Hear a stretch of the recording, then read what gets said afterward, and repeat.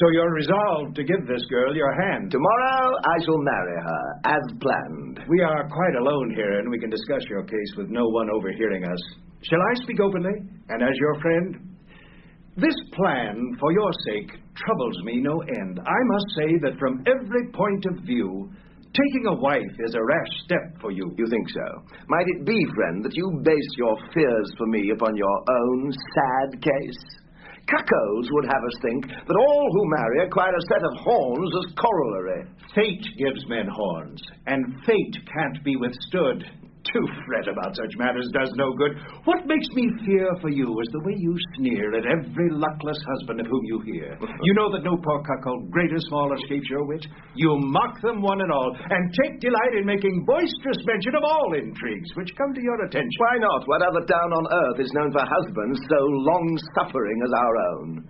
Can we not all too readily bring to mind ill-treated dupes of every shape and kind? One husband's rich. His helpmeet shares the wealth with paramours who cuckold him by stealth.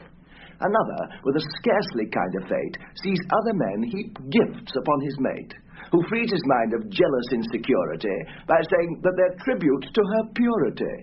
One cuckold impotently storms and rants, another mildly bows to circumstance, and when some gallant calls to see his spouse, discreetly takes his hat and leaves the house.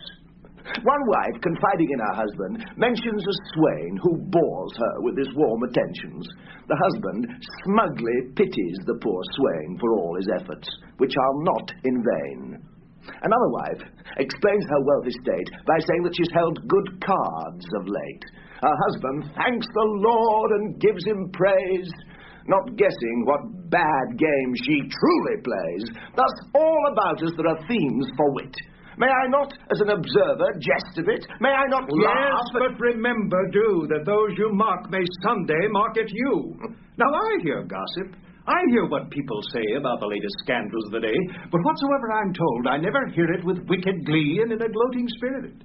I keep my counsel, and though I may condemn loose wives and husbands who put up with them, and though I don't propose you may be sure to endure those wrongs which some weak men endure, still I am never heard to carp and crow. Tables have been known to turn, you know, and there's no man who can predict, in fact, how in such circumstances he will act. In consequence, should fate bestow on me what all must fear, the horns of cuckoldry, the world would treat me gently, I believe, and be content with laughing up its sleeve.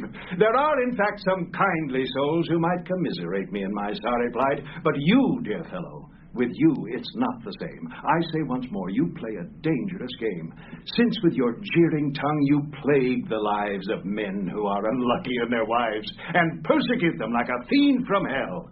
Take care, lest someday you be jeered as well. If the least whisper about your wife were heard, they'd mock you from the housetops. Mark my word. What's more... Don't worry, friend. I'm not a fool. I shan't expose myself to ridicule. I know the tricks and ruses, shrewd and sly, which wives employ and cheat their husbands by. I know that women can be deep and clever. But I've arranged to be secure forever. So simple is the girl I'm going to wed that I've no fear of horns upon my head. Simple?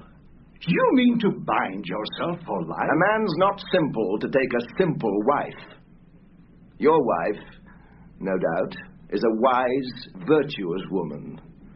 But brightness, as a rule, is a bad omen. And I know men who've undergone much pain because they married girls with too much brain. I want no intellectual, if you please, who talk of nothing but her Tuesday teas, who frame lush sentiments in prose, in verse, and fill the house with wits and fops and worse, while I, as her dull husband, stand about like a poor saint whose candles have gone out. No, keep your smart ones. I've no taste for such. Women who versify know far too much. I want a wife whose thought is not sublime, who has no notion of what it is to rhyme, and who, indeed, if she were asked in some insipid parlour game what rhymes with drum, would answer, in all innocence, a fife. In short, I want an unaccomplished wife, and there are 4 things only she must know: to say her prayers, love me, spin and sew. Stupidity is your cup of tea, I gather. I choose an ugly, stupid woman rather than a great beauty who was overwise. But wit and beauty... Virtue is what I prize. How can you expect an idiot to know what's virtuous and what is not? Not only would it be a lifelong bore to have a senseless wife, but what is more, I hardly think you could depend upon her to guard her husband's forehead from dishonor. If a bright woman breaks her wedding vow, she knows what she is doing anyhow. A simpleton, however, can commit adultery without suspecting it. To that fine argument, I could only say what Pantagruel says in Rabelais: preach and harangue from now till Whitsuntide against my preference for a stupid bride. You'll be amazed to find when you have ceased that I've not been persuaded in the least. So be it. Each man has his own design for wedded bliss, and I shall follow mine. I'm rich, and so can take a wife who'll be dependent in the least respect on me. A sweet, submissive girl who cannot claim to have brought me riches or an ancient name. The gentle, meek expression which she wore endeared Agnes to me when she was 4. Her mother being poor, I felt an urge to make the little thing my ward and charge. And the good peasant woman was most pleased to grant my wish and have her burden eased. In a small convent, far from the haunts of man, the girl was reared according to my plan. I told the nuns what means must be employed to keep her growing mind a perfect void. And God be praised, they had entire success. As a grown girl, her simple-mindedness is such that I thank heaven for granting me a bride who suits my wishes to a T. She's out of the convent now, and since my gate stands open to society, early and late, I keep her here, in another house I own, where no one calls and she can be alone. And to protect her artless purity, I've hired 2 servants as naïve as she. I've told you all this so that you'll understand with what great care my marriage has been planned. And now to clinch my story, I invite you, my dear friend, to dine with her tonight. I want you to examine her and decide whether or not my choice is justified. Delighted. You'll gain, I think, a lively sense of her sweet person and her innocence. As to her innocence, what you've related leaves little doubt. My friend was understated. Her utter naivete keeps me in stitches. I laughed so that I almost burst my breeches. You won't believe this, but the other day she came and asked me in a puzzled way, and with a manner touchingly sincere, if children are begotten through the ear. I'm happy indeed, Monsieur Arnolphe. For shame. Why must you always use my former name? I'm used to it, I suppose. What's more, I find that de la Souche forever slips my mind. What in the devil has persuaded you to debaptize yourself at 42 and take a lordly title which you base on an old tree stump at your country place? The name La Souche goes with the property, and sounds much better than Arnolphe to me. But why forsake the name your fathers bore for one that's fantasy and nothing more? Yet lately that's become the thing to do. I am reminded, no offense to you, of a peasant named Gros Pierre who owned a small parcel of land, an acre or so in all. He dug a muddy ditch around the same and took Monsieur de Lille for his new name. I can dispense with stories of that kind. My name is de la Souche. If you don't mind, I like that title, and it's mine by right. To address me otherwise is impolite. Your new name is employed by few at best. Much of your mail, I've noticed, comes addressed. I don't mind that from such as haven't been told, but you... Enough. You needn't scold. I hereby promise that at our next meeting, good day, Monsieur de la Souche, shall be my greeting. Farewell. I'm going to knock now on my door and let them know that I'm in town once more. The man's quite mad. A lunatic, in fact. On certain subjects, he's a trifle cracked. It's curious to see with what devotion a man will cling to some quite pointless notion. Ho there! Who's knocking? Ho there! He'll greet me after my 10 days' trip with smiles and happy laughter. Who's there? It's I! Georgette. What? Open below. Do it yourself. You do it. I won't go. I won't go either. Gracious servants these to leave me standing here. Ho, if you please! Who's there? Your master! Alan, What? go lift the latch. It's him. You do it.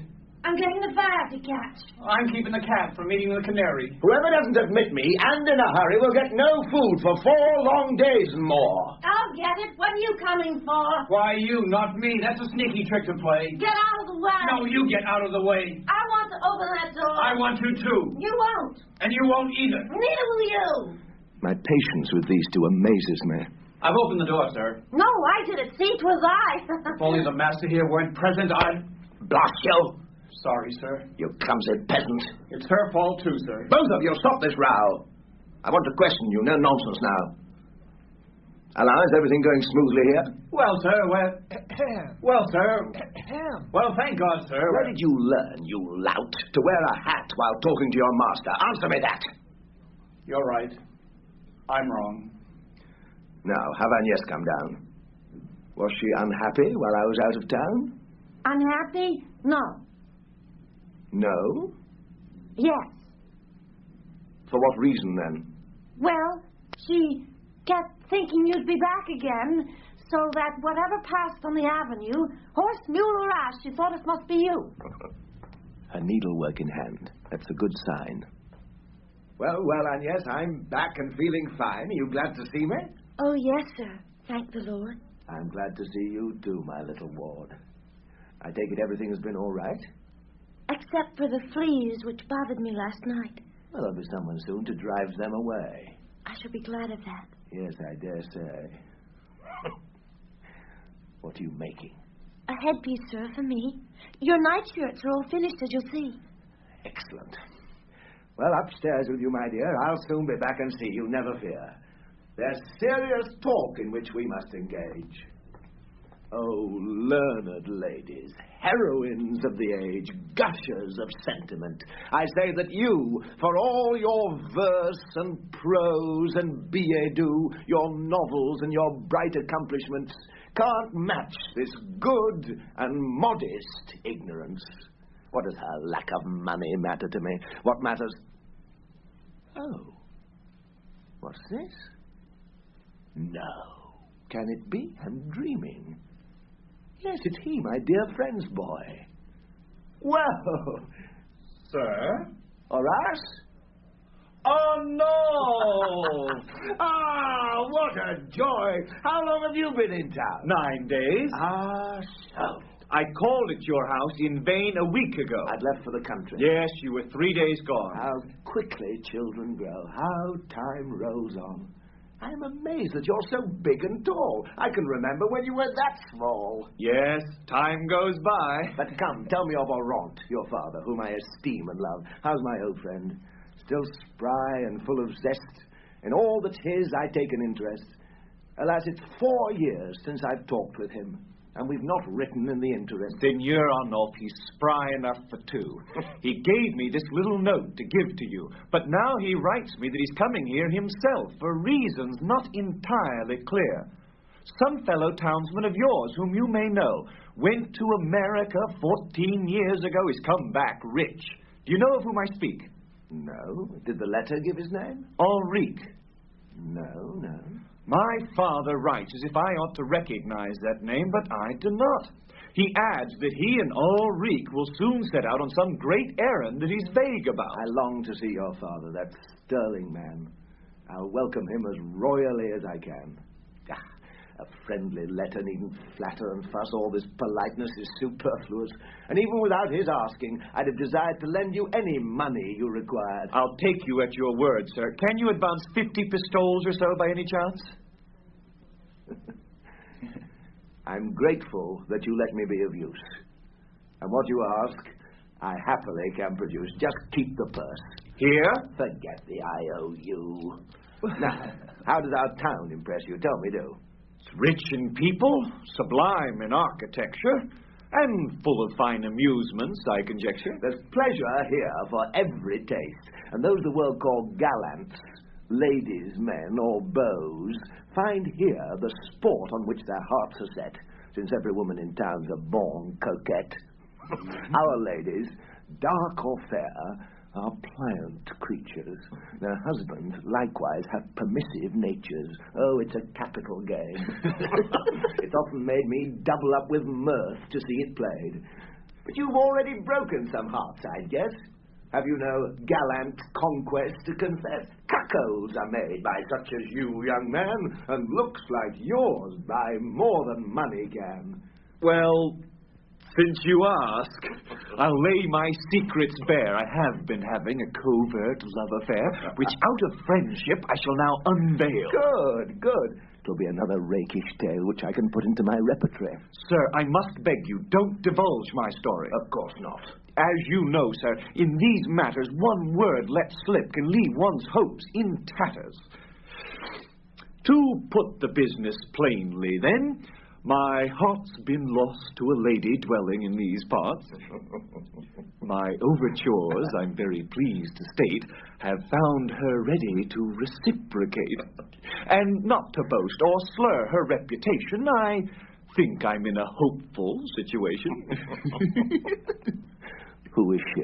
A girl whose beauty is past telling, and yonder grey-walled mansion is a dwelling.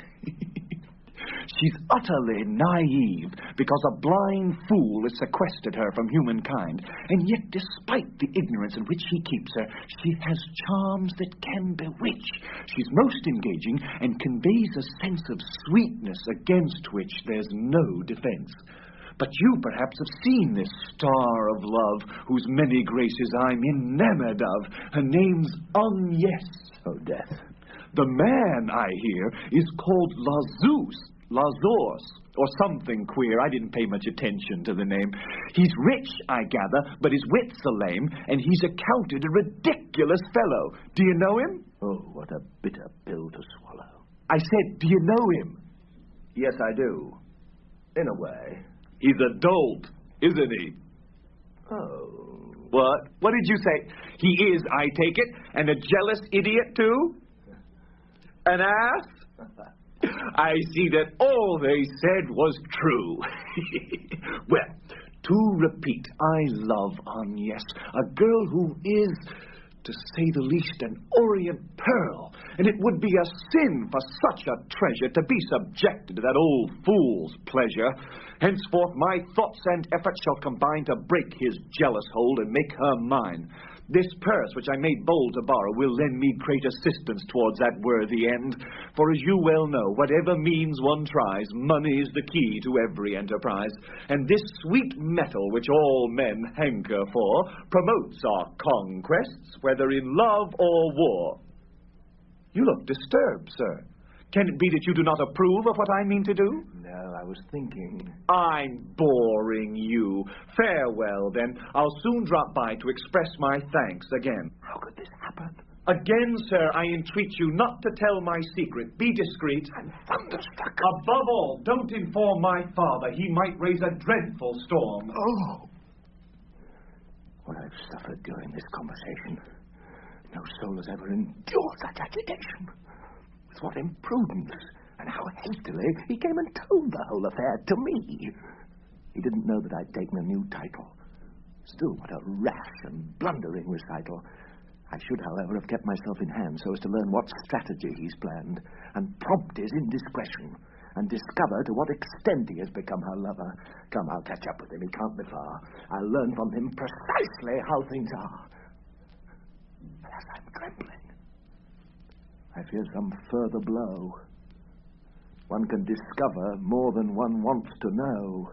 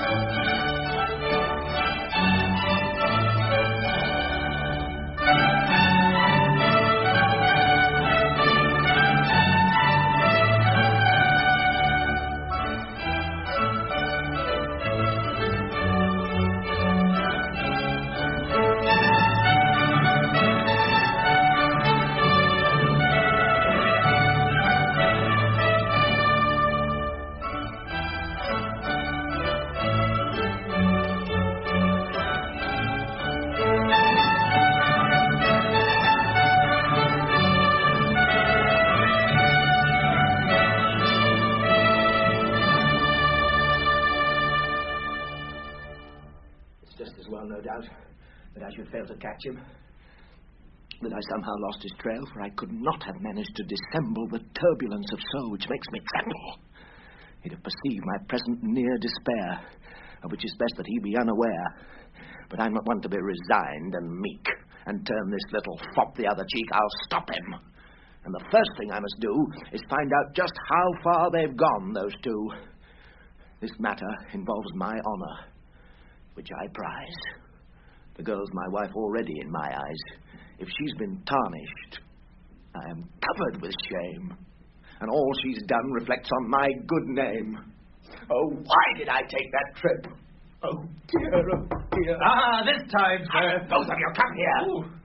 This way. Come, hurry, do as you're told. You frighten me. You make my blood run cold. So, in my absence, you have disobeyed me. The two of you, in concert, have betrayed me. Don't eat me, sir. Don't eat me alive, I beg. I'd swear some mad dog's bitten him in the leg. Oh, I'm too tense to speak.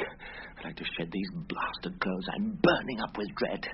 You cursed scoundrels. While I was gone, you let a man into this house. Don't go just yet. Tell me at once. Don't move. I want you two to tell me. I mean to learn from you. If anyone moves, I'll squash him like a louse. Now tell me, how did that man get into my house? Well, speak. Come, hurry, quickly. Time is fleeting. Let's hear it speak. Oh. Oh. My heart stopped beating. I'm dying. Oh, I'm sweating, and I need some air. I must calm down. I'll walk around the square. When I saw him in his cradle, how could I know what he'd grow up and do to me? Oh, woe. Perhaps, yes, I'd do better to receive the truth from her own lips, I now believe. I'll mute my rage as well as I know how. Patience, my wounded heart. Beat softly now. Get up and go inside and call Agnes. Wait! That way her surprise would be the less. They'd warn her of my anger, I don't doubt. I'd best go in myself and bring her out. Wait here. God help us, but his rage is terrible. The way he glared at me, it was unbearable. He's the most hideous Christian I ever did see. He's vexed about that man, as I said he'd be. But why does he order us with barks and roars, never to let the mistress go outdoors? Why does he want us to conceal her here from all the world and let no man come near? It's jealousy that makes him treat her so. But how did he get like that, I'd like to know. It comes of being jealous, I assume. But why is he jealous? Why must he rage and fume? Well, jealousy, listen carefully, Georgette, is a thing which makes a man upset and makes him close his doors to everyone. I'm going to give you a comparison so that you will clearly understand the word. Suppose you were eating soup, and it occurred that someone tried to take what you were eating. Wouldn't you feel like giving him a beating? Yes, I see that. Then grasp this if you can. Womankind is, in fact, the soup of man. And when a man perceives that others wish to dip their dirty fingers into his dish, his temper flares and bursts into flame. Yes, but not everybody feels the same. Some husbands seem to be delighted when their wives consort with fancy gentlemen. Not every husband is the greedy kind that wants to have it all. If I'm not blind, he's coming back. It's he. Your eyes are keen. He's scowling. That's because he's feeling mean. A certain Greek presumed once to advise the great Augustus, and his words were wise. When you are vexed, he said, do not forget, before you act, to say the alphabet, so as to cool your temper and prevent rash moves, which later on you might repent. In dealing with Agnes, I have applied that counsel, and I've bidden her come outside under the pretext of a morning stroll, so that I may relieve my jangled soul by seeking dulcetly to draw her out and learn the truth and put an end to doubt. Come out, Agnes. Go in. The weather's mild. Oh, yes. Most pleasant. Indeed. What news, my child? The kitten died. Too bad. But what of that? All men are mortal, my dear. And so's a cat. While I was gone, No doubt it rained and poured. No. You were bored, perhaps? I'm never bored. During my 10 days' absence, what did you do? 6 nightshirts, I believe. 6 nightcaps, too. My dear Agnes, this world's a curious thing. What wicked talk one hears, what gossiping. While I was gone, or so the neighbours claim, there was a certain strange young man who came to call upon you here and was received. But such a slander's not to be believed, and I would wager that their so-called news... Heavens, don't wager. You'll be sure to lose. What? Is it true, then, that a man... Oh, yes. In fact, he all but lived at this address. That frank reply would seem to demonstrate that she's still free of guile, at any rate. But I gave orders, Agnes, as I recall, that you were to see no one at all. I disobeyed you, but when I tell you why, you'll say that you'd have done the same as I. Perhaps. Well, tell me how this thing occurred. It's the most amazing story you ever heard. I was sewing out on the balcony in the breeze when I noticed someone strolling under the trees. It was a fine young man who caught my eye and made me a deep bow as he went by. I, not to be convicted of a lack of manners, very quickly nodded back. At once the young man bowed to me again. I bowed to him a second time, and then it wasn't very long until he made a third deep bow, which I, of course, repaid. He left, but kept returning, and as he passed, he'd bow, each time more gracefully than the last, while I, observing as he came and went, gave each new bow a fresh acknowledgement. Indeed, had night not fallen, I declare I think that I might still be sitting there and bowing back each time he bowed to me, for fear he'd think me less polite than he. Go on. Then an old woman came next day and found me standing in the entryway. She said to me, "May heaven bless you, dear, and keep you beautiful for many a year. God, who bestowed on you such grace and charm, did not intend those gifts to do men harm, and you should know that there's a heart which bears a wound which you've inflicted unawares." Old witch, old tool of Satan, damn her hide. "You say I've wounded somebody," I cried. "Indeed you have," said she. "The victim's he whom yesterday you saw from the balcony." "But how could such a thing occur?" I said. "Can I have dropped some object on his head?" "No," she replied. "Your bright eyes dealt the blow. Their glances are the cause of all his woe." "Good heavens, madam," said I in great surprise.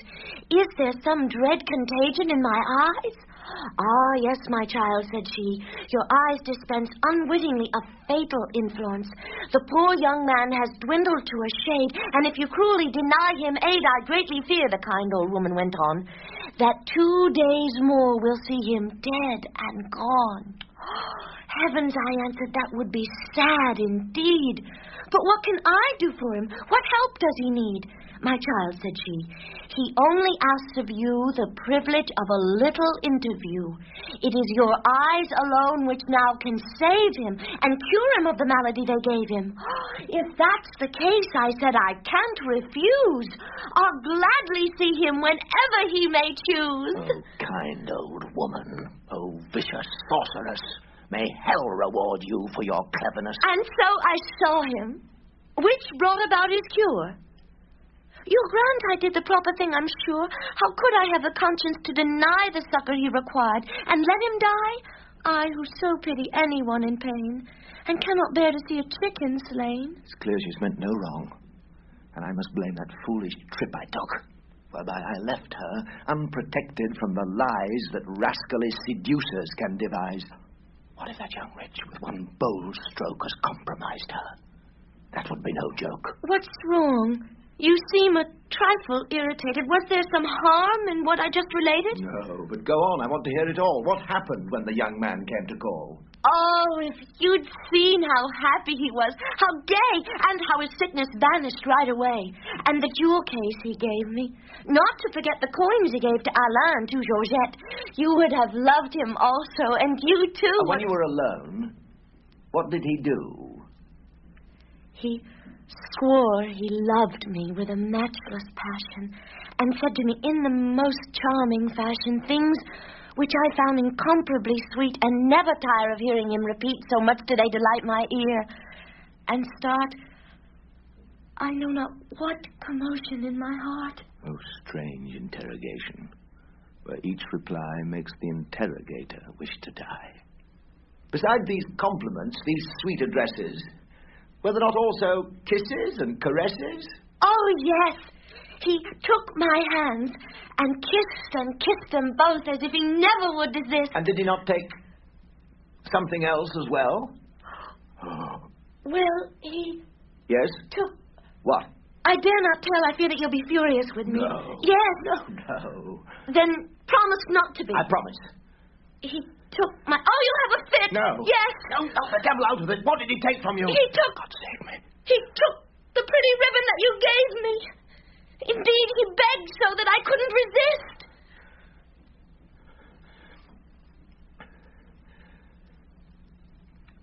Forget the ribbon.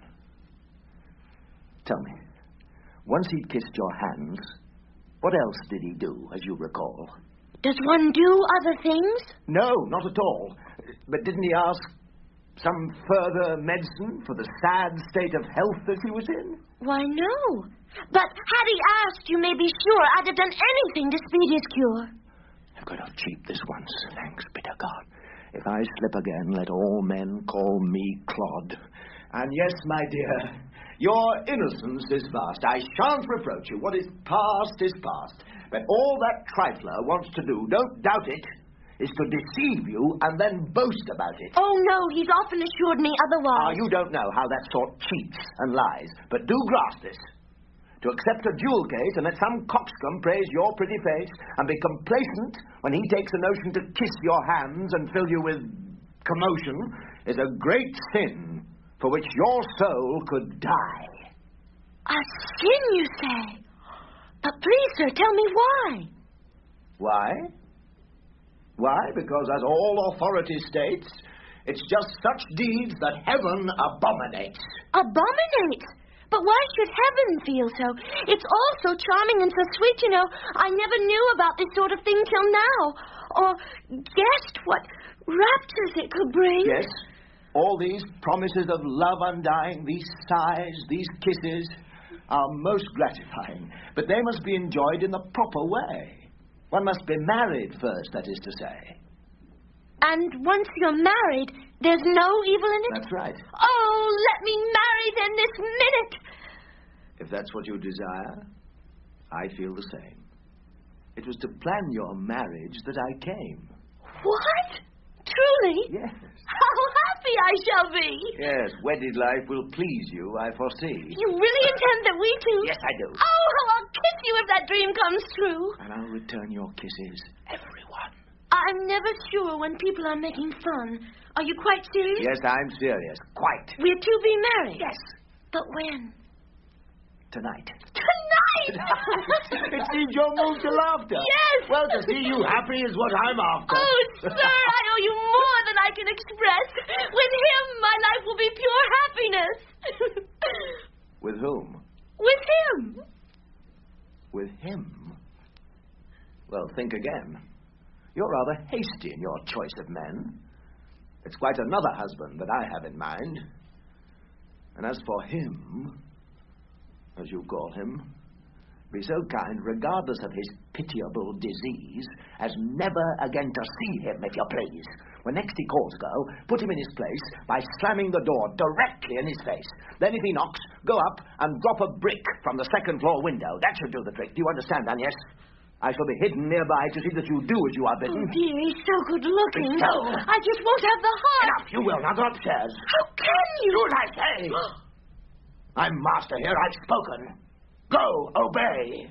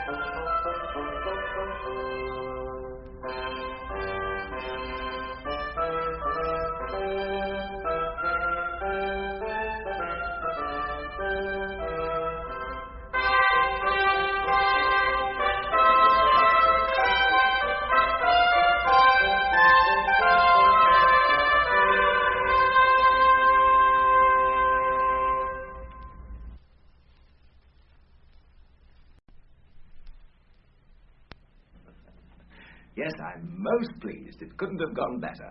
By following my instructions to the letter, you put that young philanderer to flight. See how wise generalship can set things right. Your innocence had been abused, Agnes. Unwittingly, you'd got into a mess, and lacking my good counsel, you were well embarked upon a course which leads to hell. Those beaux are all alike, believe you me. They've ribbons, plumes, and ruffles at the knee, fine wigs and polished talk and brilliant teeth. But they're all scales and talons underneath. Indeed, they're devils of the vilest sort, who prey on women's honour for their sport. However, owing to my watchful care, you have emerged intact from this affair, the firm and righteous way in which you threw that brick at him and dashed his hopes of you. Persuade me that there's no cause to delay the wedding, which I promised you today. But first, it would be well for me to make a few remarks for your improvement's sake. I'll sit here where it's cool. Remember now... Oh, sir, we won't forget again. I vow that young man won't get round us anymore. I'll give up drink if he gets through that door. Anyway, he's an idiot.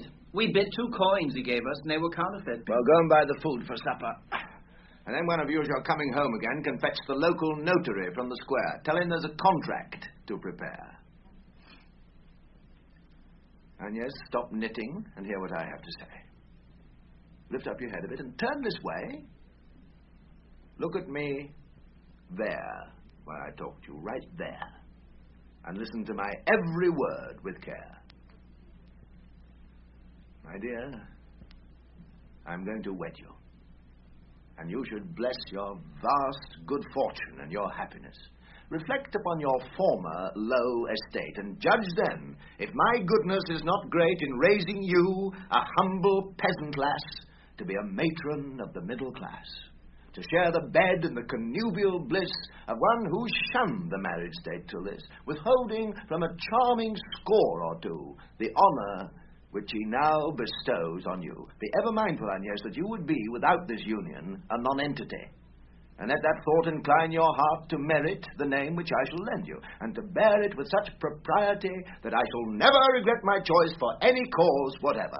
Marriage, Agnes, is no light matter. The role of wife requires austerity of soul, and I do not exalt you to that station to lead a life of heedless dissipation. Yours is the weaker sex, please realize. It is the beard in which all power lies. And though there are 2 portions of mankind, those portions are not equal, you will find. One half commands, the other must obey. The second serves the first in every way, and that obedience which the soldier owes his general, or the loyal servant shows his master, or the good child pays his sire, or the stern abbot looks for in the friar, is nothing to the pure docility, the deep submission and humility which a good wife must ever exhibit toward the man who is her master, chief, and lord. Should he regard her with a serious air, she must avert her eyes, and never dare to lift them to his face again, unless his look should change to one of tenderness. Such things aren't understood by women today. But don't let bad example lead you astray. Don't emulate those flirts whose indiscretions are told all over town at gossip sessions, or yield to Satan's trickery by allowing young fops to please you with their smiles and bowing. Remember that in marrying, I confide to you, Agnes, my honour and my pride. That honour is a tender, fragile thing with which there can be no light dallying, and that all misbehaving wives shall dwell in ever-boiling cauldrons down in hell. These are no idle lessons which I impart, and you do well to get them all by heart. Your soul, if you observe them and abjure flirtation, will be lily-white and pure. But deviate from honour, and your soul will forthwith grow as vile and black as coal. All will abhor you as a thing of evil, until one day you'll be taken by the devil, and hell's eternal fire is where he'll send you. From which sad fate may heaven's grace defend you. Make me a curtsy. Now then, just as a novice entering the convent learns by heart her office, so, entering wedlock, you should do the same. I have in my pocket a book of no small fame from which you will learn the office of a wife. It was written by some man of pious life. Study his teaching faithfully and heed it. Here, take the book. Let's hear how well you read it. The maxims of marriage, or the duties of a married woman, together with her daily exercises. First maxim. A woman who in church has said she'll love and honor and obey should get it firmly in her head, despite the fashions of the day, that he who took her for his own has taken her for his bed alone. I shall explain that. Doubtless you're perplexed, but for the present let us hear what's next. Second maxim.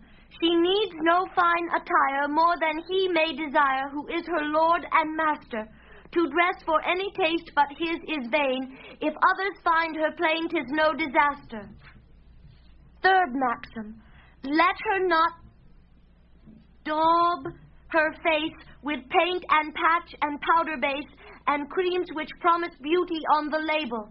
It is not for their husband's sake but vanities that women undertake the labors of the dressing table. Fourth maxim. Let her be veiled whenever she leaves the house, so that her features are obscure and dim. If she desires to please her spouse, she must please no one else but him. Fifth maxim. Except for friends who call to see her husband, let her not admit anyone at all. A visitor whose end is to amuse the wife with gallant wit is not the husband's friend. Sixth maxim. To men who would confer kind gifts upon her, she must reply with self-respecting nays. Not to refuse would be to court dishonor. Nothing is given for nothing nowadays. Seventh maxim. She has no need, whatever she may think, of writing table, paper, pen, or ink. In a proper house, the husband is the one to do whatever writing's to be done. Eighth maxim. At those licentious things called social gatherings, wives are corrupted by the worldly crowd. Since at such functions amorous plots are laid and married men betrayed, they should not be allowed. Ninth maxim. Let the wise wife who cares for her good name decline to play at any gambling game. In such seductive pastimes, wives can lose far more than coins or bills or IOUs. Tenth maxim. It is not good for wives to go on gay excursions, picnics, or country drives. In all such light diversions, no matter who's the host, the husbands pay the most. 11th maxim. Good, read the rest yourself. I'll clarify whatever may confuse you by and by. I just recall some business I'd forgot. It will only take a moment, like as not. Go in and treat that precious book with care. If the notary comes, tell him to have a chair. What could be safer than to marry her? She'll do and be whatever I prefer. She's like a lump of wax, and I can mold her into what shape I like as she grows older. True, she was almost lured away from me while I was gone through her simplicity. But if one's wife must have some imperfection, it's best that she should err in that direction. Faults such as hers are easy to remove. A simple wife is eager to improve, and if she has been led astray, a slight admonitory talk will set her right. But a clever wife's another kettle of fish. One's at the mercy of her every wish. What she desires, she'll have at any cost. And reasoning with her is labor lost. Her wicked wit makes virtues of her crimes, makes mock of principle, and oftentimes contrives, in furtherance of some wicked plan, intrigues which can defeat the shrewdest man. Against her there is no defense. For she's unbeatable at plots and strategies, and once she has resolved to amputate her husband's honor, he must bow to fate. As many a decent man could tell that story. But that young fool will have no chance to glory in my disgrace. He has too loose a tongue. And that's the fault of Frenchmen, old or young, when they are lucky in a love affair, to keep the secrets more than they can bear. A foolish vanity torments them, till they'd rather hang by heaven than be still. What but the spells of Satan could incline women to favor men so asinine? But here he comes. My feelings must not show as I extract from him his tale of woe. I've just been at your house, and I begin to fear I'm fated never to find you in.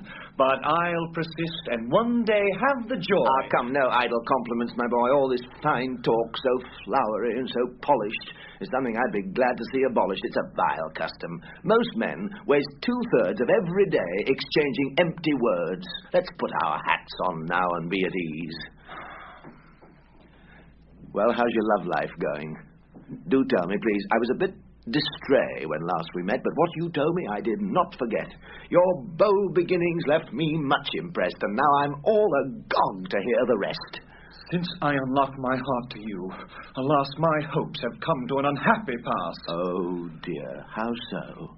Just now, alas, I learned that my beloved's guardian has returned. That's bad. What's more, he's well aware that we've been meeting secretly without his leave. How could he so quickly find that out? I don't know.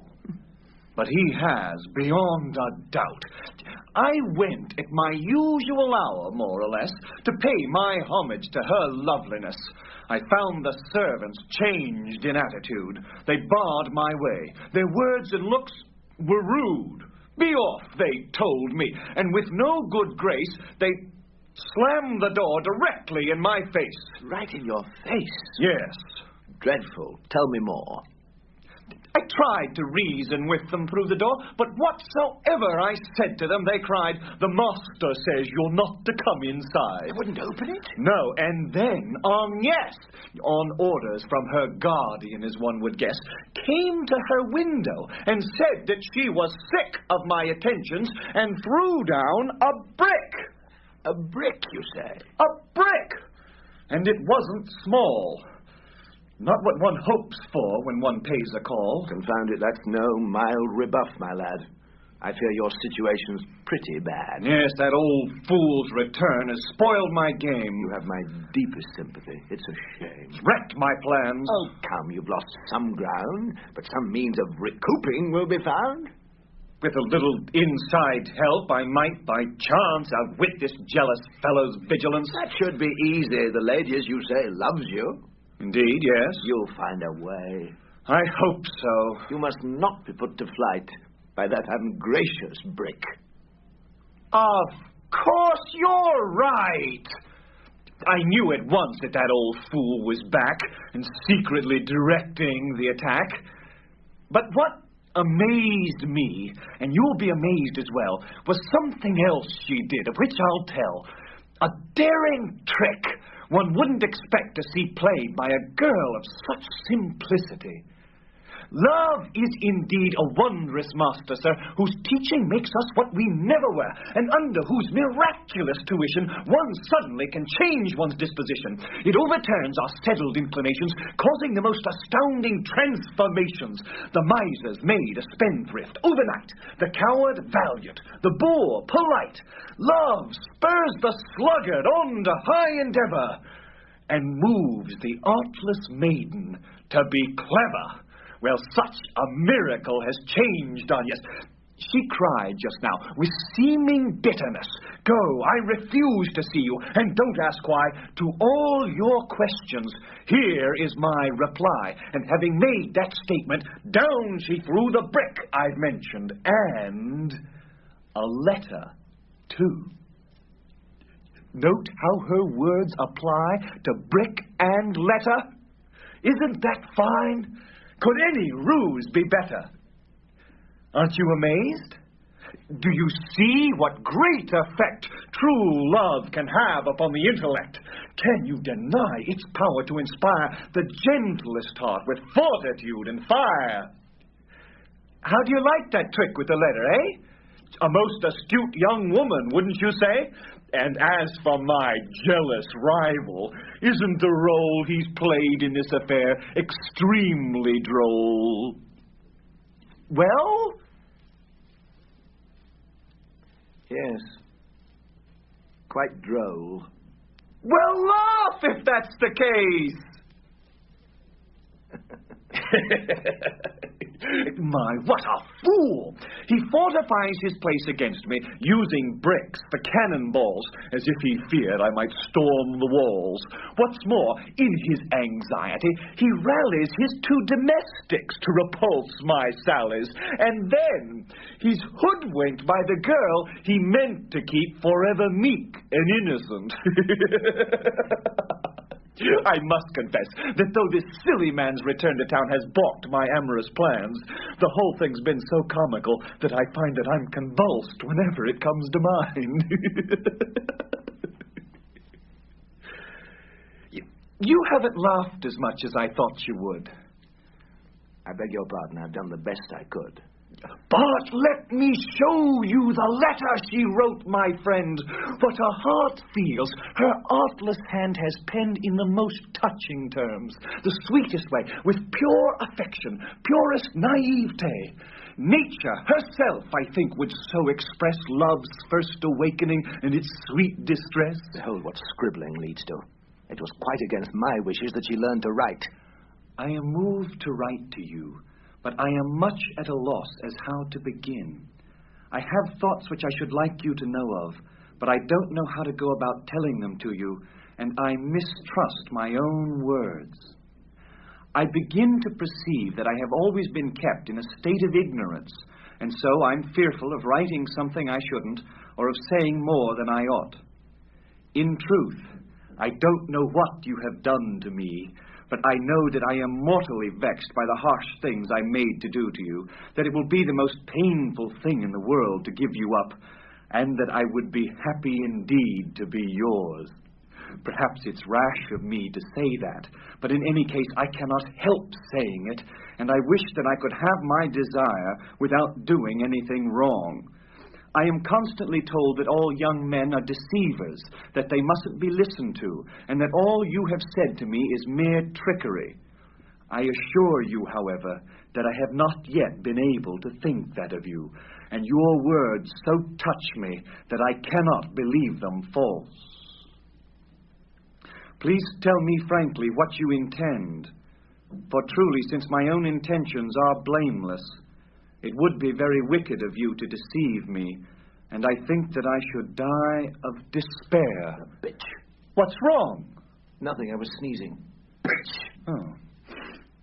Was ever a style so amiable, so pleasing? Despite the tyranny she's had to bear, isn't her nature sweet beyond compare? And is it not a crime of the basest kind for anyone to stifle such a mind, to starve so fine a spirit, and to enshroud in ignorance a soul so well endowed? Love has begun to waken her, however, and if some kind star favors my endeavor, I'll free her from that utter beast, that black villain, that wretch, that brute, that maniac. Goodbye. What, going? I just recalled I'm due somewhere else in a few minutes' time. Wait, can you think of someone who might possess an entree to that house in Tournes? I hate to trouble you, but do please lend whatever help you can as friend to friend. The servants, as I said, both man and maid, have turned against my cause and can't be swayed. Just now, despite my every blandishment, they eyed me coldly and would not relent. I had for a time the aid of an old woman whose talent for intrigues was superhuman. She served me at the start with much success, but died 4 days ago to my distress. Don't you know someone who could help me out? I don't, but you'll find someone, I don't doubt. Farewell, then, sir. You'll be discreet, I know. In that boy's presence, what hell I undergo, trying to hide my anguish from his eye. To think that an innocent girl should prove so sly. Either she's fooled me and never was naive, or Satan's just now taught her to deceive. That cursed letter. I wish that I were dead.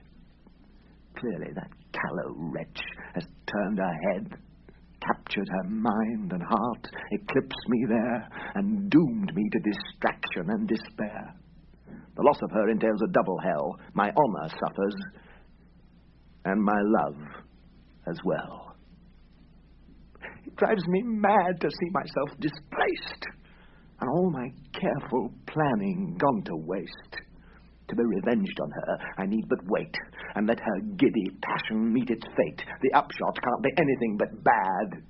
But oh, to lose the thing one loves is sad. good Lord, to rear her with such calculation and then fall victim to infatuation. She has no funds, no family, yet she can dare abuse my lavish kindness and my care. And what, for heaven's sake, is my reaction? In spite of all, I love her to distraction. Have you no shame, fool? Don't you resent her crimes? Oh, I could slap my face 1,000 times. I'll go inside for a bit, but only to see how she will face me after her treachery. Kind heaven, let no dishonour stain my brow. Or if it is decreed that I must bow to that misfortune, lend me at least, I pray, such patient strength as some poor men display.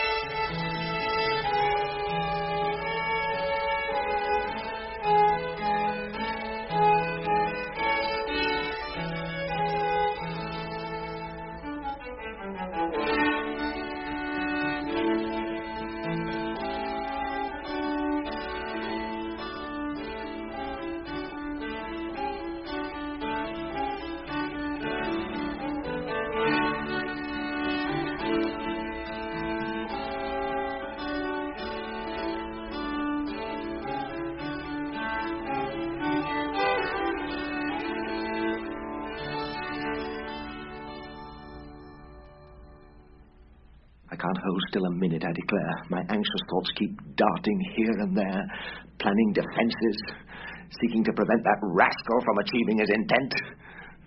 How calm the traitress looked when I went in.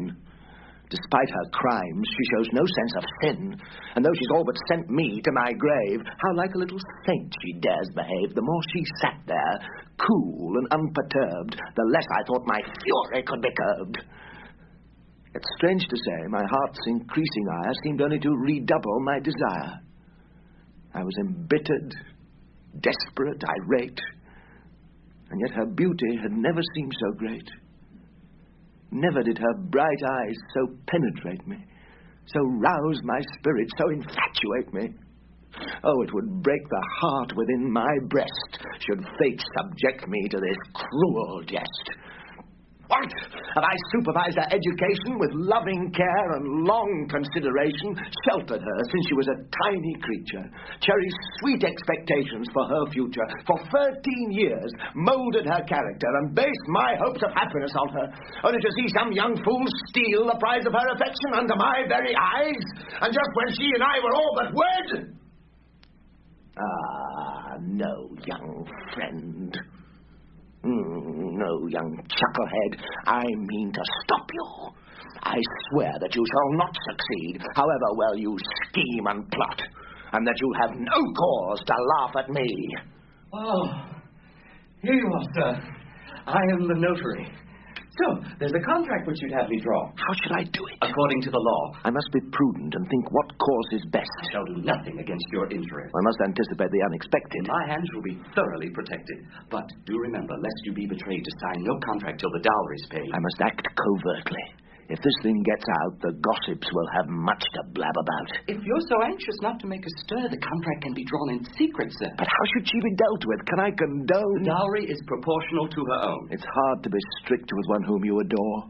In that case, you may wish to give her more. How shall I treat the girl? I must decide. As a general rule, the husband gives the bride a dowry that's 1/3 the size of hers. But he may increase the sum if he prefers. As for property and its division, in case of death, the husband makes provision as he thinks best. Eh? He can make certain of his bride's security and show his love by jointure. Or a settlement whereby the gift is cancelled should the lady die reverting to her heirs if so agreed, or go by common law, or have a deed of gift dependent to the instrument either by his sole wish or by consent. Why shrug your shoulders? Am I talking rough? Do I know contracts, sir? Do I not? Who could instruct me? Who would be so bold? Do I not know that spouses jointly hold goods, chattels, lands, and money in their two names unless one party should renounce all claims? Do I not know that 1/3 of the bride's resources enters the joint estate? All that, of course, is true, but who asked for all this pedantry? You did! Now you sniff and shrug at me and treat my confidence with ridicule. The devil take this ugly-featured fool. Good day, an end to all this chatter. Did you not ask my aid in a legal matter? Yes, but now the matter's been deferred. When your advice is needed, I'll send word. Meanwhile, stop blathering, you blatherskite. He's mad, I judge, and I think my judgment's right. Your master sent you to fetch me, isn't that so? Yes. Well, how you feel about him, I don't know. But I regard him as a senseless boor. Tell him I said so. We will, you may be sure. Sir. Come here, my good friends. Tried and true. You've amply proved that I may count on you. The notary... Tell me later, will you not? My honour's threatened by a vicious plot. Think, children, what distress you'd feel, what shame, if some dishonour touched your master's name. You wouldn't dare to leave the house, for fear that all the town would point at you and sneer. Since we are together, then, in this affair, you must be ever watchful and take care that no approach that gallant may adopt. We've learned our lesson, sir. He shall be stopped. Beware his fine words and his flatteries. Of course. We can resist such talk with ease. What if he said, Allah, for mercy's sake, do me a kindness? What answer would you make?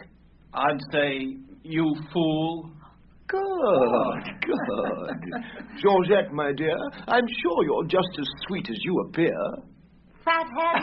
Good. Come, let me in. You know that my intent is pure as the driven snow. Sir, your name. Well said.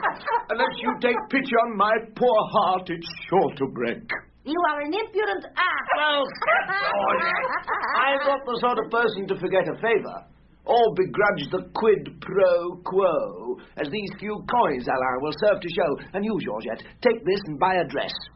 That's but a specimen of my largesse, and all I ask is that you grant to me an hour of your young mistress' company. You're crazy. Good. Move on. Good. Out of my sight. Good, but that's enough. Did I do it right? Is that how we're to treat him? You were fine.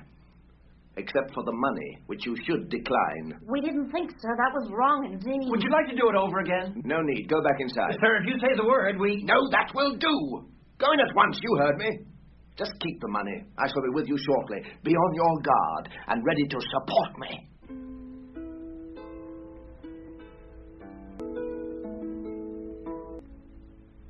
The cobbler at the corner is sharp of eye. I think that I'll enlist him as a spy. And as for Agnes, I'll keep her under guard, and all dishonest women shall be barred, hairdressers, glovers, handkerchief makers, and those who come to the door with ribbons, pins, and bows, and often, as a sideline to such wares, are go-betweens in secret love affairs. I know the world, and the tricks that people use. That boy will have to invent some brand new ruse if he's to get a message into her. What luck to find you in this quarter, sir. I've just had a narrow escape, believe you me. Just after I left you, whom did I chance to see upon her shady balcony but the fair Agnes, who had come out to take the air? She managed, having signaled me to wait, to steal downstairs and open the garden gate. We went to her room, and were no sooner there than we heard her jealous guardian on the stair, in which great peril I was thrust by her into a wardrobe where her dresses were. He entered. I couldn't see him, but I heard him striding back and forth without a word, heaving deep sighs of woe again and again, pounding upon the tables now and then, kicking a little dog who yipped in fright, and throwing her possessions left and right. What's more, to give his fury full release, he knocked 2 vases off her mantelpiece. Clearly, the old goat had some vague, dismaying sense of the tricks his captive had been playing. At last, when all his anger had been spent on objects which were dumb and innocent, the frantic man, without a word, went striding out of the room, and I came out of hiding. Quite naturally, we didn't dare extend our rendezvous because our jealous friend was still about. Tonight, however, I shall visit her quite late and on the sly. Our plan is this. I'll cough 3 times outside. At that, the window will be open wide. Then with a ladder and the assistance of Agnes, I'll climb into our bower of love. Since you're my only friend, I tell you this, for telling, as you know, augments one's bliss. However vast a joy, one must confide in someone else before one's satisfied. You share, I know, my happy expectations, but now, farewell, I must make preparations. The evil star that's hounding me to death gives me no time in which to catch my breath. Must I, again and again, be forced to see my measures foiled through their complicity? Shall I, at my ripe age, be duped, forsooth, by a green girl and by a harebrained youth? For 20 years, I've sagely contemplated the woeful lives of men unwisely mated, and analyzed with care the slips whereby the best-planned marriages have gone awry. Thus, schooled by others' failures, I felt that I'd be able, when I chose to take a bride, to ward off all mischance and be protected from griefs to which so many are subjected. I took to that end all the shrewd and wise precautions which experience could devise. Yet, as if fate had made the stern decision that no man living should escape derision, I find for all my ponderings of this great matter, all my keen analysis, the 20 years and more which I have spent in planning to escape the embarrassment so many husbands suffer from today, that I'm as badly victimized as they. But no, damned fate, I challenge your decree. The lovely prize is in my custody, and though our heart's been filched by that young pest, I guarantee that he'll not get the rest, and that this evening's gallant rendezvous won't go as smoothly as they'd like it to. There's one good thing about my present fix, that I'm forewarned of all my rival's tricks, and that this oaf, who's aiming to undo me, confesses all his bad intentions to me.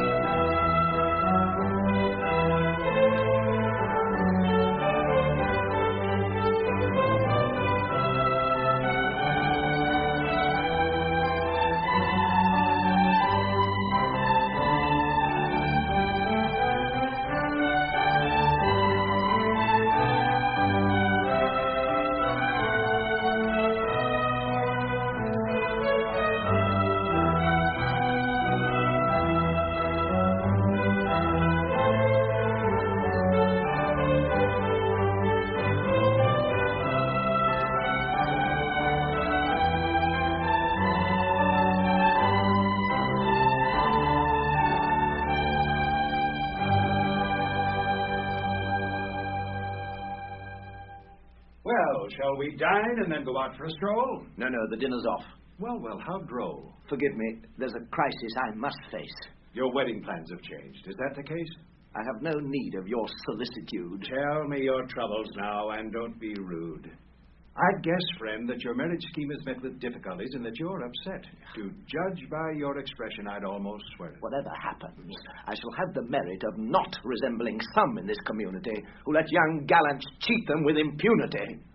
It's odd that you, with your good intellect, are so obsessive in this one respect.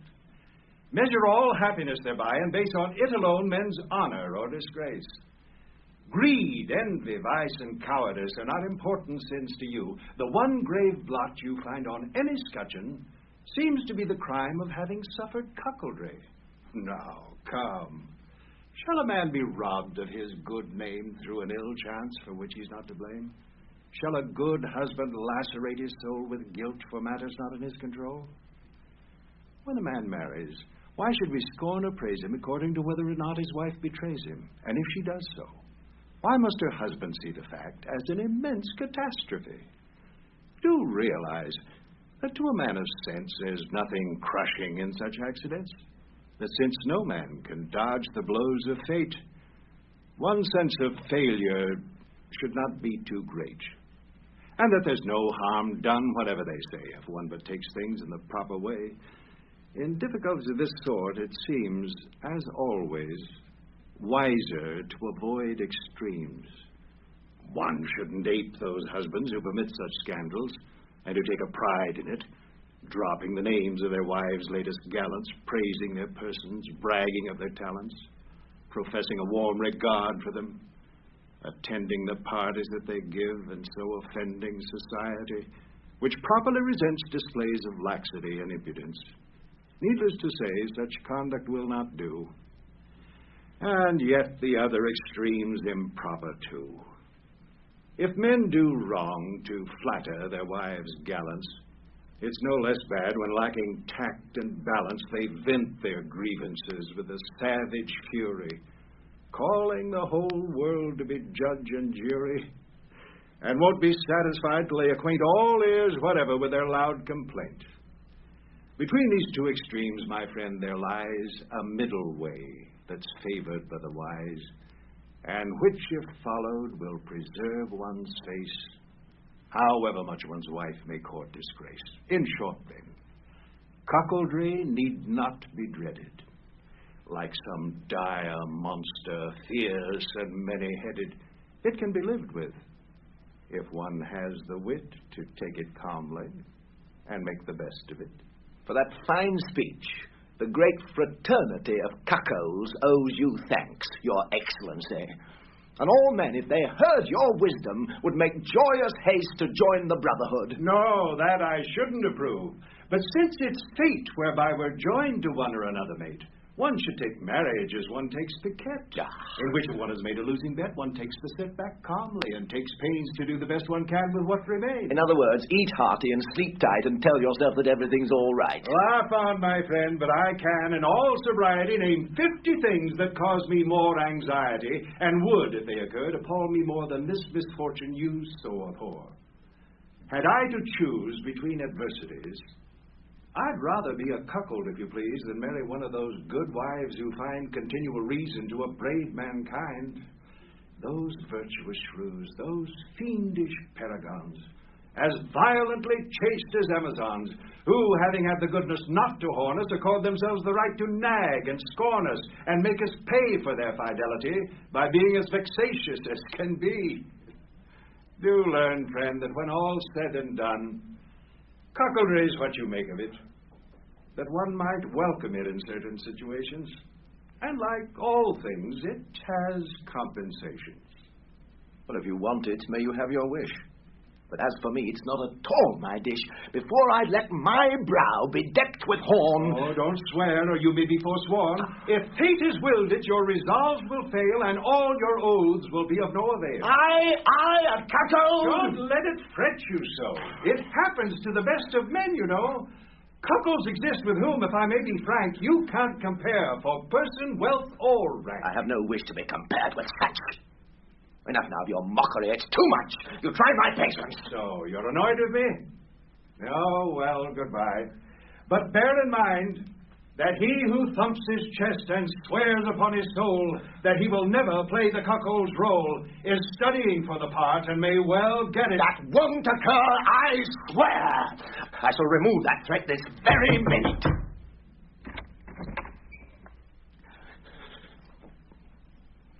My friends, the battle's joined and we must win it. Your love for me, by which I'm touched and moved, must in this emergency be proved. And if your deeds repay my confidence, you may expect a handsome recompense. This very night, don't tell a soul, my friends. A certain rascal whom you know intends to scale the wall and see Agnes. But we shall lay a little trap for him, we three. You will both be armed with clubs. And when the young villain has almost reached the topmost rung, I meanwhile shall have flung the shutters wide, you shall lean out and so lambast his hide, so bruise his ribs with your combined attack that he will never dream of coming back. Don't speak my name while this is happening, mind you. Or let him know that I am there behind you. Have you the pluck to serve me in this action? If blows are called for, we can give satisfaction. I'll show you that this good right arm's not lame. Mine looks less strong than his, but all the same our foe will know that he's been beaten by it. Go in then. And whatever you do, keep quiet. Tonight, I'll give a lesson to mankind. If all endangered husbands took a mind to greet their wives' intrusive gallants thus, cuckolds, I think, would be less numerous.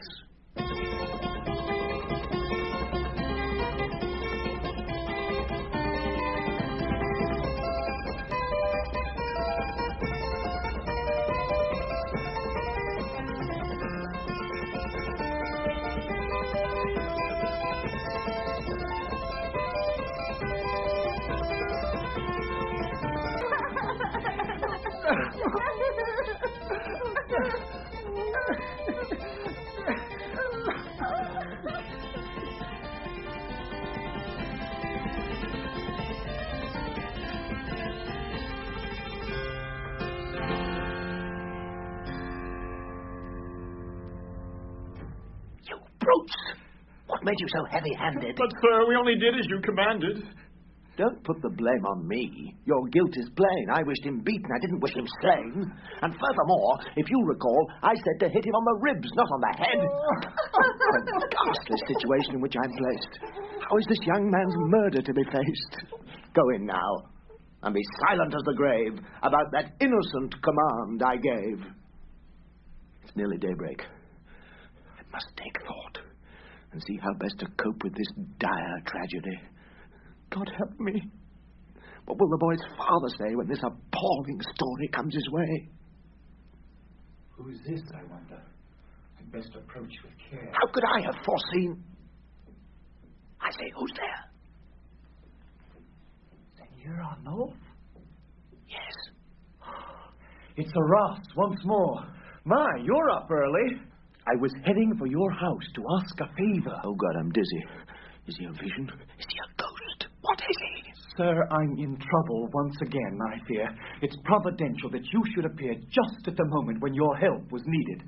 My plans, I'm happy to tell you, have succeeded beyond all expectation, and despite an incident which might have spoiled them quite. I don't know how it happened, but someone knew about our contemplated rendezvous, for just as I'd almost reached her windowsill, I saw some frightful figures, armed to kill, lean out above me, waving their clubs around. I lost my footing, tumbled to the ground, and thus, though rather scratched and bruised, was spared the thumping welcome which they had prepared. Those brutes, of whom old Jealous, I suppose, was one, ascribed my tumble to their blows, and since I lay there motionless in the dirt for several minutes, being stunned and hurt, they judged that they had killed me, and they all took fright at that, and so began to brawl. I lay in silence, hearing their angry cries. They blamed each other for my sad demise, then tiptoed out in darkness and in dread to feel my body and see if I were dead. As you can well imagine, I played the part of a limp, broken corpse with all my heart. Quite Overcome with terror, they withdrew, and I was thinking withdrawing too, when young Agnes came hurrying, out of breath, and much dismayed by my supposed death. She had been able, of course, to overhear all that my foes had babbled in their fear, and while they were distracted and unnerved, she'd slipped from the house entirely unobserved. Oh, how she wept with happiness when she found that I was, after all, both safe and sound. Well, to be brief, electing to be guided by her own heart, the charming girl decided not to return to her guardian, but to flee, entrusting her security to me. What must his tyranny be if it can force so shy a girl to take so bold a course? And think what peril she might thus incur if I were capable of wronging her. Oh, but my love's too pure for that. Too strong. I'd rather die than do her any wrong. So admirable is she that all I crave is to be with her, even to the grave. I know, my father, this will much displease him, but we shall manage somehow to appease him. In any case, she's won my heart, and I could not desert her even if I chose to try. The favor I ask of you is rather large. It's that you take my darling in your charge and keep her, if you will, for several days at your own house, concealed from the world's gaze. I ask your help in this because I'm bent on throwing all pursuers off the scent. Also because if she were seen with me, there might be talk of impropriety. To you, my loyal friend, I've dared impart without reserve the secrets of my heart. And likewise, it's to you I now confide my dearest treasure and my future bride. I'm at your service. On that you may depend. You'll grant the favor that I ask, dear friend? Of course, most willingly. I'm glad indeed that I can help you in your hour of need. Thank heaven that you asked me.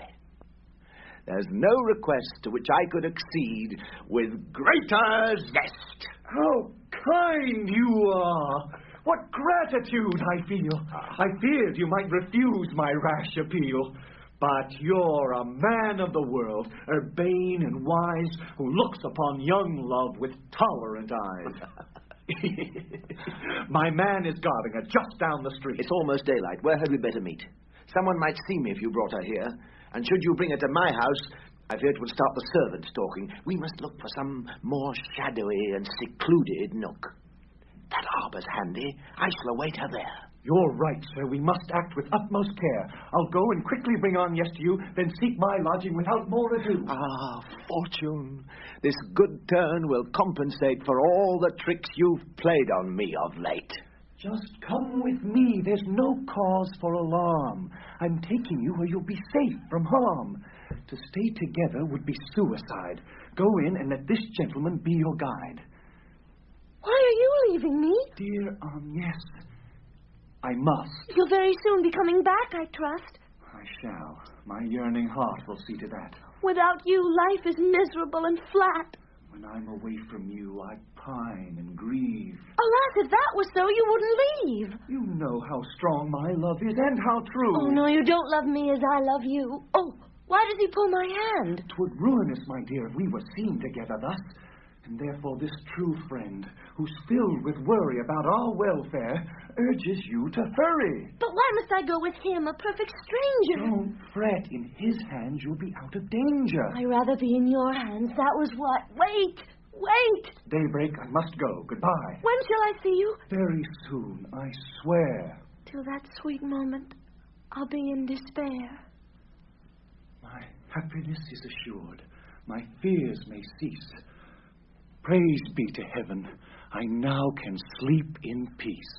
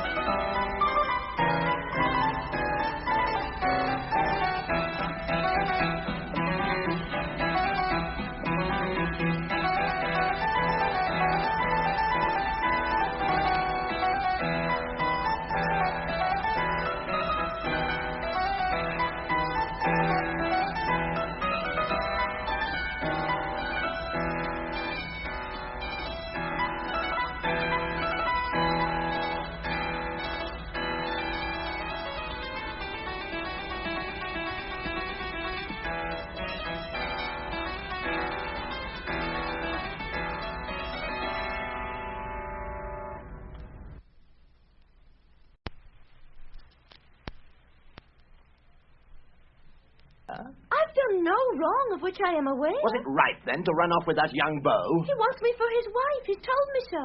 I've only done as you advised. You said that so as not to sin, one ought to wed. Yes, but I made it perfectly clear that I'd resolved myself to take you as my bride. Yes, but if I may give my point of view, he'd suit me as a husband better than you.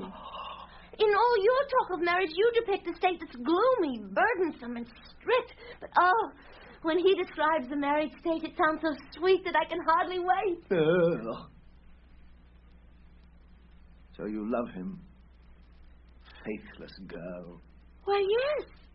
Have you the gall to tell me that, Agnes? If it's the truth, what's wrong with telling it? How dared you fall in love with him, you trick? It was no fault of mine. He made me do it. I was in love with him before I knew it. You should have overcome your amorous feeling. It's hard to overcome what's so appealing. Didn't you know that I'd be put out? Why, no. What have you to complain about? Nothing, of course. I'm wild with happiness. You don't, I take it, love me? Love you? Yes. Alas, I don't. You don't? Would you have me lie? Why don't you love me, Arcee? Tell me why.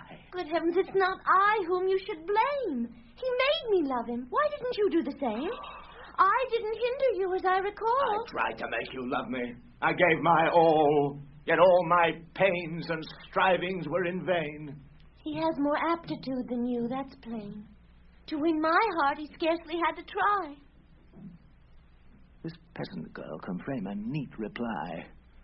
What lady wit could answer with more art? Either she's bright, or in what concerns the heart a foolish girl can best the wisest man. Well then, Miss Backtalk, answer this if you can. Did I raise you all these years at such expense for another's benefit? Does that make sense? No. But he'll gladly pay you for your trouble. Such flippancy, it makes my rage redouble. You minx. How could he possibly discharge your obligations to me? They're too large. Frankly, they don't seem very large to me. Did I not nurture you from infancy? Yes, that you did. I'm deeply obligated. How wondrously you've had me educated. Do you fancy that I'm blind to what you've done and can't see that I'm a simpleton? Oh, it humiliates me. I revolt against the shame of being such a dolt. You think you'll gain the knowledge that you need through that young dandy's tutelage? Yes, indeed. It's thanks to him I know what little I do. I owe far more to him than I do to you. What holds me back, I ask myself, from treating so insolent a girl to a sound beating? Your coldness irks me to the point of tears, and it would ease my soul to box your ears. Alas, then beat me, if you so desire. Those words and that sweet look dissolve my ire, restoring to my heart such tender feeling as makes me quite forget her double dealing. How strange love is.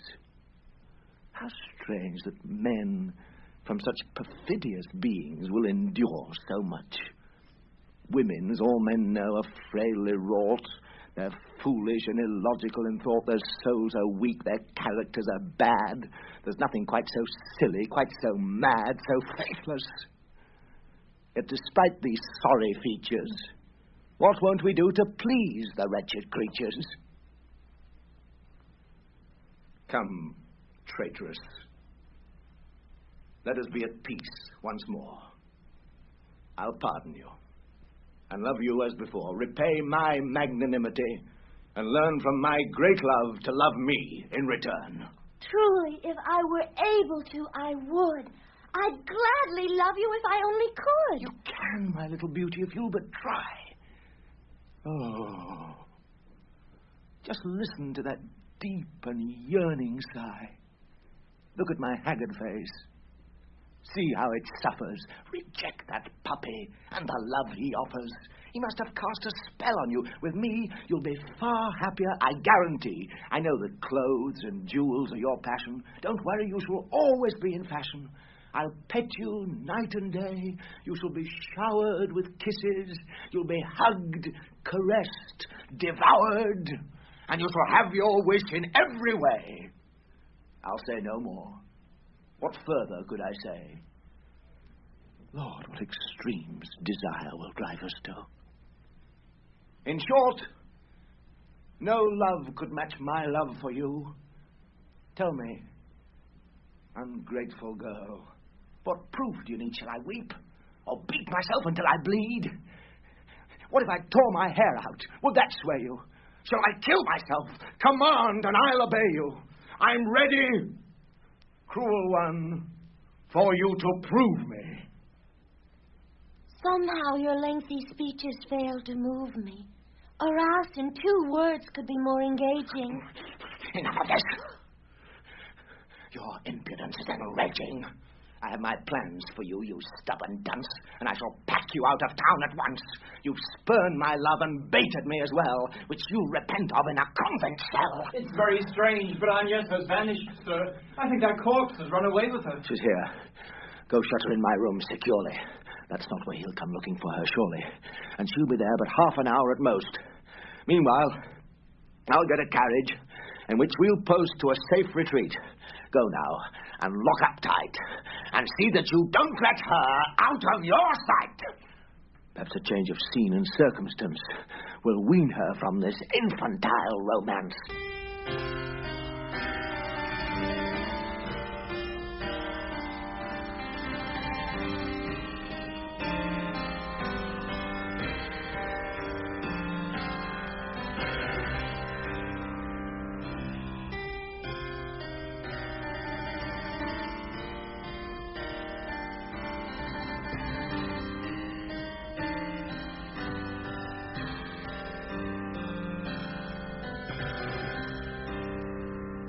Seigneur Arnolphe, I'm overwhelmed with grief, and heaven's cruelty is beyond belief. It seems now that a brutal stroke of fate may force my love and me to separate. My father, just this minute, chanced to appear, alighting from his coach not far from here. What has brought him into town this morning is a dire errand of which I had no warning. But he's made a match for me, and ready or not, I'm to marry someone on the spot. Imagine my despair. What blacker curse could fall on me? What setback could be worse? I told you yesterday of awry. It's he who's brought about my present misery. He's come with father to lead me to the slaughter. I'm doomed to wed his only daughter. When they told me that, it almost made me swoon. And since my father spoke of coming soon to see you, I excused myself in fright and hastened to forewarn you of my plight. Take care, sir, I entreat you, not to let him know of Agnes and me. 'Twould much upset him. And try, since he so trusts your judgment, to dissuade him from the match he has in view. I shall. That failing, you could be of aid by urging that the wedding be delayed. Trust me. On you, my dearest hopes repose. Fine, fine. You're a father to me, heaven knows. Tell him that young men... Oh, he's coming. I spy him. Here are some arguments with which to ply him. No need for introduction, sir. I knew your name as soon as I set eyes on you. You have the very features of your late sister, who was my well-beloved mate. Oh, how I wish the cruel destiny had let me bring my helpmeet back with me. After such years of hardship as we bore, to see her home and family once more. But fate has ruled that we shall not again enjoy her charming presence. Let us then find solace in what joys we may design for the sole offspring of her love and mine. You are concerned in this. Let us confer and see if you approve my plans for her. Auroch's young son, I think, is a splendid choice. But in this matter, you've an equal voice. I've better judgment rather than to question so eminently worthy a suggestion. Yes, don't worry. I'll represent you well. Once more, don't tell him. I promise not to tell. My old friend. What a warm-hearted greeting. Auroch, dear fellow, what a welcome meeting. I've come to town. You needn't say a word. I know what brings you. You've already heard? Yes. Good. Your son regards this match with dread. His heart rebels at being forced to wed, and I've been asked, in fact, to plead his case. Well, do you know what I would do in your place? I'd exercise a father's rightful sway and tie the wedding knot without delay. What the young need, my friend, is discipline. We only do them harm by giving in. Traitor, if the prospect fills him with revulsion, then surely we should not employ compulsion. My brother-in-law, I trust, would say the same. Shall a man be governed by his son? For shame. Would you have a father be so meek and mild as not to exact obedience from his child? At his wise age, 'twould be grotesque indeed to see him led by one whom he should lead. No, no. My dear old friend is honor bound. He's given his word, and he must not give ground. Let him be firm, as a father should, and force his son to take the necessary course. Well said. We shall proceed with this alliance, and I shall answer for my son's compliance. It much surprises me to hear you press for this betrothal with such eagerness. What is your motive? I can't make you out. Don't worry, friend. I know what I'm about. Indeed, Arnolphe. He finds that name unpleasant. Monsieur de la Souche is what he's called at present. No matter. What do I hear? Well, now you know. And now you see why I have spoken so. Oh, what confusion. Sir, please come. Unless you do, I fear we can't restrain. And yes, the girl is frantic to escape, I swear, and might jump out of the window in despair. Bring her to me. I'll take her away from here post-haste this very minute.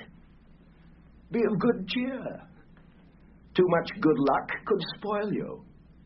And as they say in the proverb, every dog must have his day. What man, oh heaven, was ever betrayed like this, or hurled into so hopeless an abyss? Pray don't delay the nuptials, which, dear friend, I shall be most delighted to attend. I shan't delay. Come, come, my pretty child, you who are so intractable and wild. Here is your gallant. Perhaps you should receive a little curtsy from you as you leave. Farewell. Your sweet hopes seem to have turned to gall. But love, my boy, can't always conquer all. Horace, will you let him take me away from you? I'm dazed with grief and don't know what to do. Come, chatterbox. No. Here I shall remain. Now, what's the mystery? Will you please explain? All this is very odd. We're baffled by it. When I've more time, I'll gladly clarify it. Till then, goodbye! Where is it you mean to go? And why won't you tell us what we asked to know? I tell you that despite your stubborn son, you ought to hold the wedding. It shall be done, but weren't you told that his intended spouse is the young woman who's living in your house? The long-lost child of that dear Angelique, who secretly was married to Henrique. What then did your behavior mean just now? His words amazed me, too, I must allow. What? My sister married secretly. Her daughter's birth was kept from the family. The child was placed with an old country dame who reared her under a fictitious name. My sister's husband, beset by circumstance, was soon obliged to take his leave of France. And undergo great trials and miseries in a strange, savage land beyond the sea. Where, through his labors, he regained abroad what here he'd lost through men's deceit and fraud. Returning home, he sought at once to find the nurse to whom his child had been consigned. And the dear creature told him, as was true, that she'd transferred her little charge to you. Because of your benevolent disposition and the dire poverty of her condition. What's more, Henrique, transported with delight, has brought the woman here to set things right. She'll join us in a moment, and then we'll see a public end to all this mystery. I know that you're in a painful state of mind. Yet what the fates have done is not unkind. Since your chief treasure is a hornless head, the safest course for you is not to wed.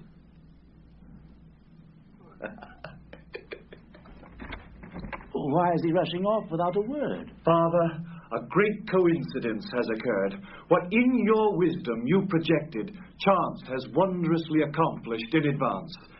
The fact is, sir, that I am bound already by the sweet ties of love to this fair lady. It's she whom you have come to seek, and she for whose sake I opposed your plans for me. I recognized her from the very first. With such deep joy, I thought my heart would burst. Dear daughter, let me take you in my embrace. I have the same urge, brother, but this place will hardly do for private joys like these.